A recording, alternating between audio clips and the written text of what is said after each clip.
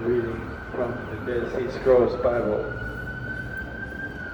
English translation of the Great Scroll of Yeshua. Titled in the English Bible is the Book of Isaiah. Reading from chapter 52, verses 13, all the way through chapter 53.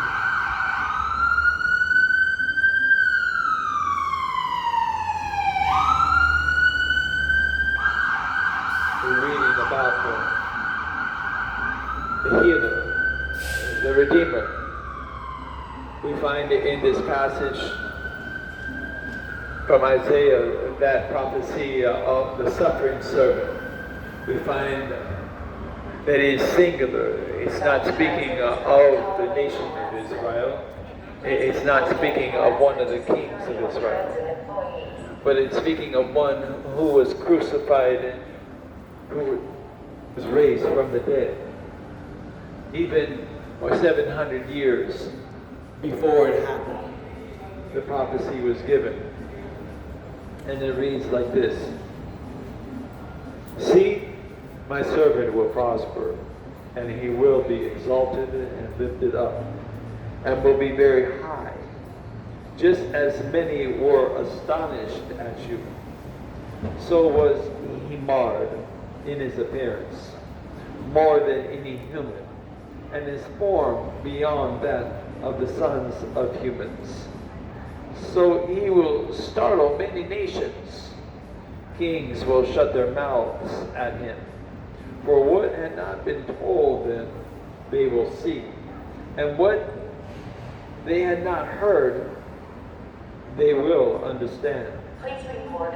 Who has believed our message? And to whom has the arm of Jehovah been revealed? For he grew up before him like a tender plant, and like a root out of dry ground. He had no form, and he had no majesty that we should look at him. And he had no attractiveness that we should desire him.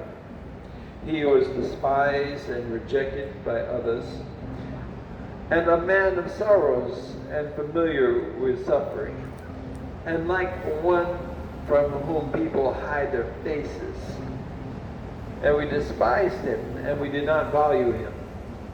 Surely he has borne our sufferings and carried our sorrows. Yet we considered him stricken and struck down by God and afflicted. But he was wounded for our transgressions, and he was crushed for our iniquities. And the punishment that made us whole was upon him, and by his bruises we are healed. All we like sheep have gone astray. We have turned, each of us, to his own way. And Jehovah has laid on him the iniquity of us all. He was oppressed, and he was afflicted, yet he did not open his mouth. Like a lamb that is led to slaughter, as a sheep that before its shearers is silent, so he did not open his mouth. From detention and judgment he was taken away. And who can even think about his descendants? For he was cut off from the land of the living. He was stricken for the transgression of my people. Then they made his grave with the wicked, and with rich people his tomb. Although he had done no violence, nor was any deceit in his mouth, yet Jehovah was willing to crush him, and he made him suffer. Although you make his soul an offering for sin, and he will see his offspring, he will prolong his days, and the will of Jehovah will triumph in his hand. Out of the suffering of his soul he will see light and find satisfaction. And through his knowledge, his servant, the righteous one, will make many righteous, and he will bear their iniquities. Therefore I allot him a portion with the great, and he will divide the spoils with the strong. Because he poured out his life to death, and was numbered with the transgressors. Yet he bore the sins of many, and made intercession for the transgressions. This is the reading of the Messiah. Is taught in Judaism concerning two Messiahs that we find fulfilled in one: the suffering servant and the reigning king. We look at the foreshadow the house of Joseph, how Joseph was a type of Messiah, and yet he suffered in the prison. He received vision of the deliverance, and because of jealousy, he was afflicted, he was oppressed, he was imprisoned, and spent many years in tears, sorrow, and yet was brought up and fulfilled the will of our Father in heaven to bring great deliverance on the earth.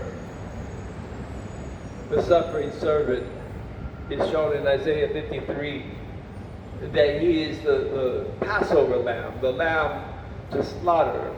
Not one bone was broken before the centurion, before the Roman soldier came to break his legs to hasten his death. He had already given up the ghost. And so the Roman guard, he pierced his side. And if he had been still alive, he would have flinched. But not only did not flinch, but the blood came streaming down, already having separated. The heart had stopped beating. The blood, the heavier blood separated from the life. The white blood cells and the red blood cells were separated. So it looked like water coming out and blood coming out, all separated. And there was an earthquake. And the rocks split under the cross.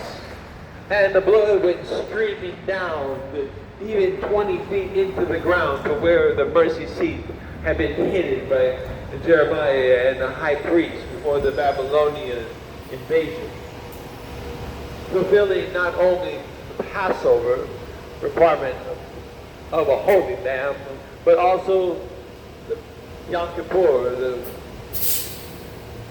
atonement, once and for all, fulfilled that no longer is there a need for the shedding of blood for the remission of sin. For he who created heavens and the earth was manifested in the flesh, and he took his place for you and for me. He took our place, the judge before the judgment seat. He took our place, being chastised for our iniquities and our sins, our rebellion.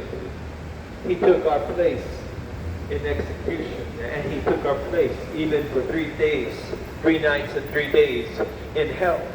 To be mocked by demons, he was mocked by men, mocked by demons.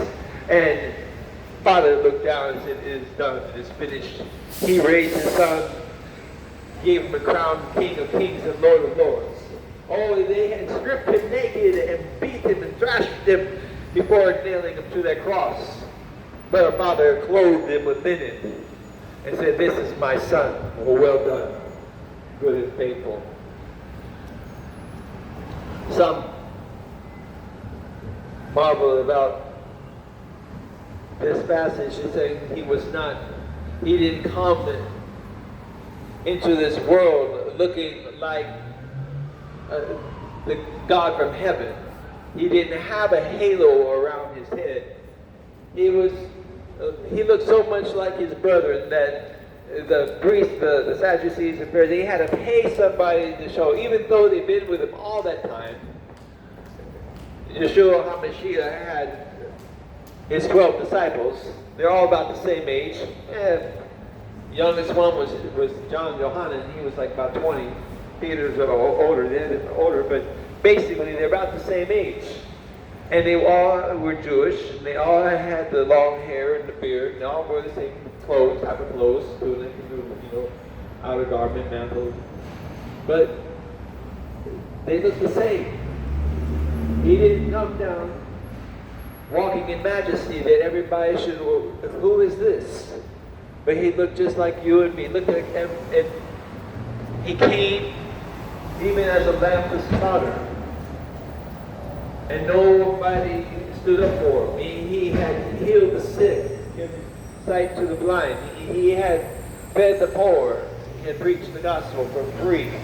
He wasn't one that they gathered up gold and silver. He didn't gather up not even one wife. He didn't have.